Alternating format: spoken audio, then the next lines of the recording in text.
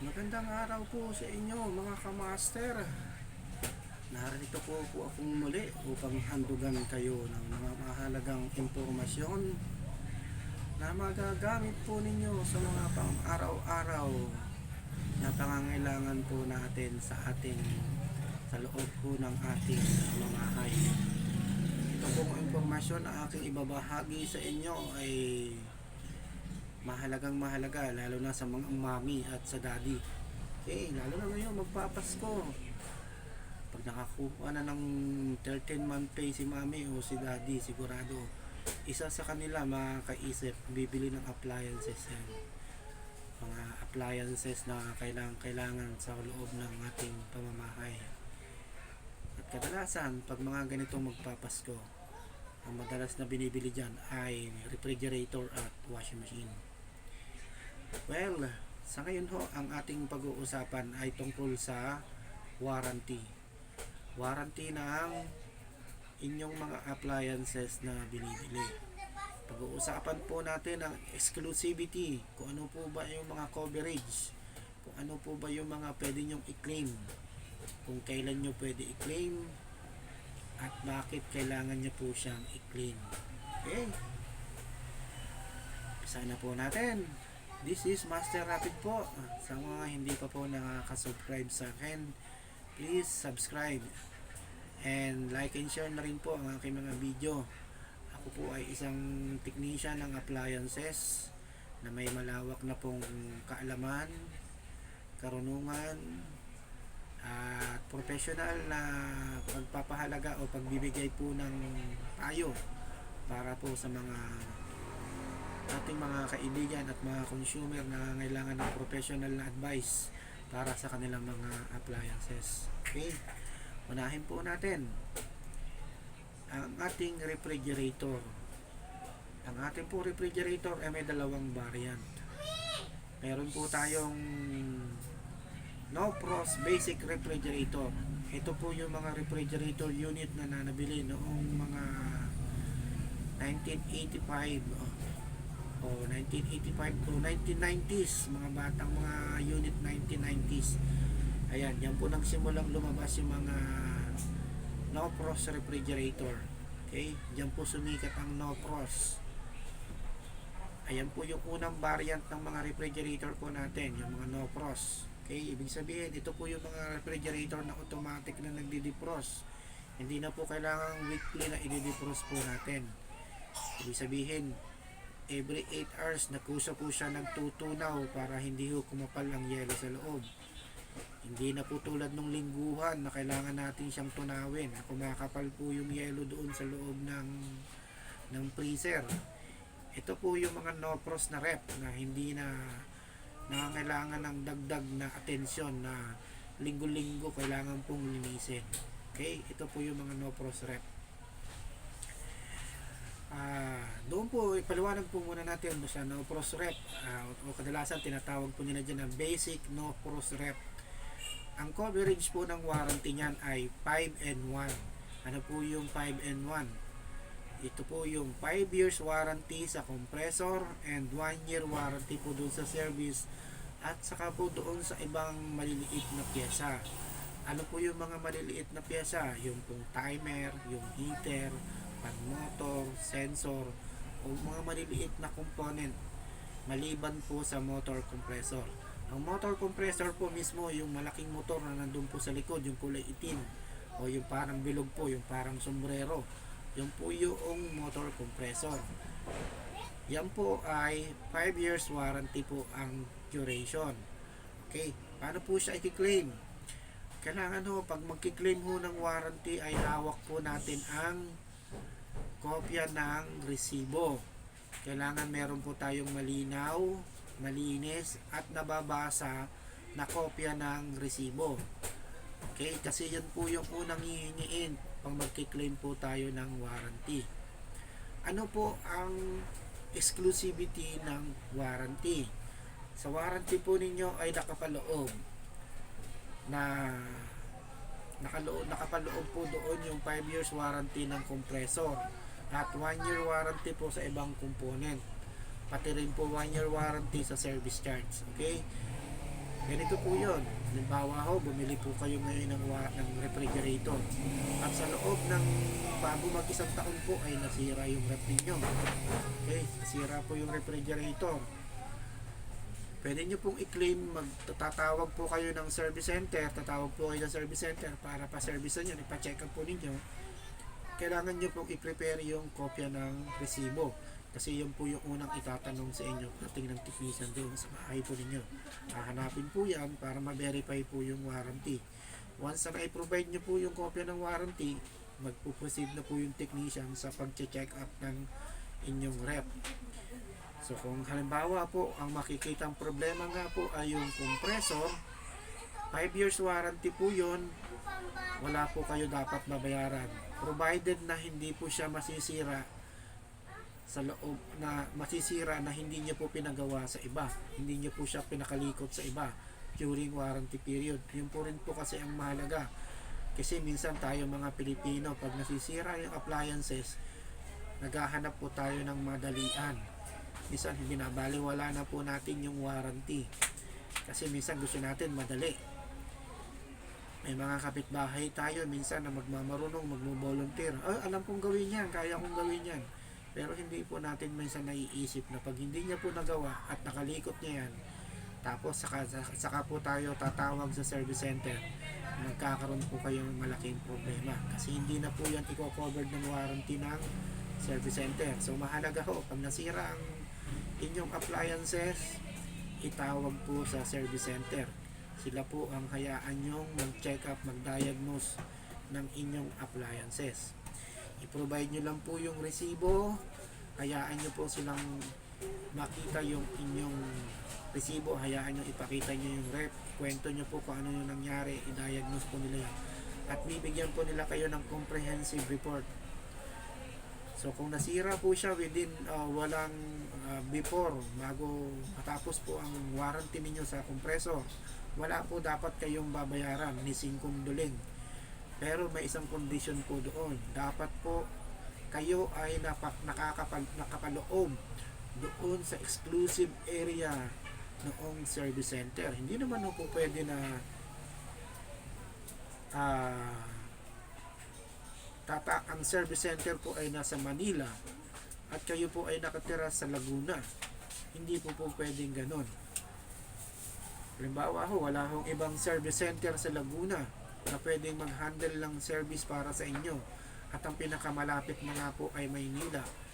Kayo po ay maaari i-charge ng trip charge o transportation fee. Yun po yung maaari i-charge sa inyo. Yun po ay depende na po doon sa service center kung magkaano po yung sisingilin sa inyo. Linawin lang po natin kung ano po yung nakapaloob sa warranty ninyo.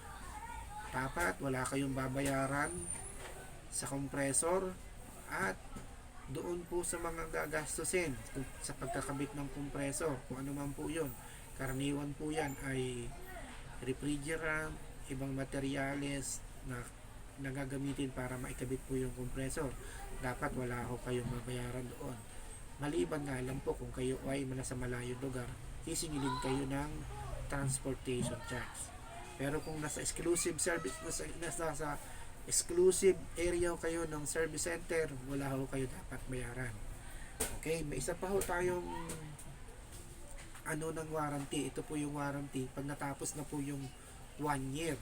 So tapos na po yung 1 year warranty para sa service. So tapos na po siya. Pag tumawag kayo, sa halimbawa nangyari naman po yung problema, nagkaroon ho ng problema yung rep ninyo sa pangalawang taon. So ipaliliwanag sa inyo yan. Pag tumawag kayo, sasabihin sa inyo kailan ho ba nabili yung appliances ninyo o kailan nabili yung rep ninyo. Pag sinabi po ninyo magdadalawang taon na, sasabihin po sa inyo na may babayaran na po kayo sa check-up o sa service fee. Minimal lang naman po yun. So mahalaga po muna, maipa-check up po muna ninyo para mabigyan kayo ng comprehensive report sa quotation doon sa gagastusin. Pero kung ang makikita pong problema nga po ulit ay yung compressor o motor compressor, hindi nyo pa rin po dapat bayaran yon. Yung compressor po ay libre pa rin yon kasi 5 years warranty po yun. Ang babayaran nyo lang po doon ay yung mga gagamitin sa pagkakabit ng compressor. Yun lang po yung babayaran ninyo. Maliban po doon ay wala na. Okay? Lumipat naman po tayo sa mga washing machine. Sa washing machine, balikan po mo pala na ho natin yung isang variant. Yung isang variant po niya ng refrigerator ay yung inverter naman po. Okay? Inverter. Pag sinabi po nating inverter, ito po yung mga klase ng appliances na may patungkol, may special functions na may patungkol sa pagtitipid ng kuryente. Okay? Lahat po ng inverter, mapa washing machine, mapa aircon, mapa ref, yan po ay may special functions o may special feature na may patungkol sa pagtitipid ng kuryente. So ano po ang warranty coverage ng inverter? Sa ngayon po, ang mga inverter po, ang coverage po ng warranty ay 10, ang normal po dyan ay 10-2. Ano po yung 10-2? 10 years po sa motor compressor, 2 years po sa ibang pyesa. 2 years po doon sa mga maliliit na component, pan motor, electronic board, heater, sensor, yan po yung mga coverage niyan. Meron pong ibang appliance, meron pong ibang brand na ang coverage po ay 10-1. 10 years sa compressor, 2 years doon sa maliliit na pyesa, tapos 1 year po sa service. So meron pong mga ganon. So mahalaga po pag tatawag po kayo ng service, alamin nyo po muna yung coverage ng warranty po ninyo. Saan po ninyo makukuha yung detalyadong details para sa warranty? Tumawag po kayo sa customer service kung saan po kayo bumili. Let's say bumili kayo sa SM. Kung pwede nyo silang tawagan o pasyalan, tanungin nyo po sa kanila, ano po yung coverage ng warranty ng appliances na nabili ninyo? Ano po yung mga piyesang dapat ay libre? Ano po yung mga piyesang posibleng hindi po kasama doon sa warranty? Ayun po, mahalaga po dapat yun. Kasi minsan may mga service center po na iba po ang pagkakaintindi o ang explanation doon sa warranty. So mahalaga po na yung kung ano po yung sinabi ng customer service ay yun po yung magiging batayan po ninyo kung hindi po magtutugma yung paliwanag ng service center. Okay? Dumako na po tayo ngayon sa washing machine ninyo. Sa washing machine naman po natin, karaniwan po ngayon ay mga inverter na. Pero meron pa rin naman pong hindi inverter. Pag hindi po inverter, ang warranty po niyan ay 1 year lang. 1 year sa 1 year sa motor, 1 year din po sa ibang pyesa, at 1 year din po sa service. So lahat po yun covered ng 1 year lang. Pero pagka inverter po, meron din po silang 10 years warranty naman po sa motor ho ng washing machine. Tapos 2 years warranty ho sa mga electronic board, lalo na ho sa mga washing machine ngayon. Kung mga automatic washing machine po yung ating binibili, karaniwan po yan ay mga electronic controlled na po siya. So sabihin may mga PCB board yan na pag nasira, ayun po yung kailangan palitan na may coverage po na 2 years. So mahalaga po yun. Pag tumawag po kayo, alamin nyo po mahalaga, tatanungin nyo po mahalaga, ano po yung coverage ng warranty ko para dito sa unit na to. Kasi may iba-iba po siya, may mga ibang brand na hindi po gano'n kapareho kung ano po yung warranty. So mahalaga po na gano'n. Alamin po natin yung coverage ng warranty.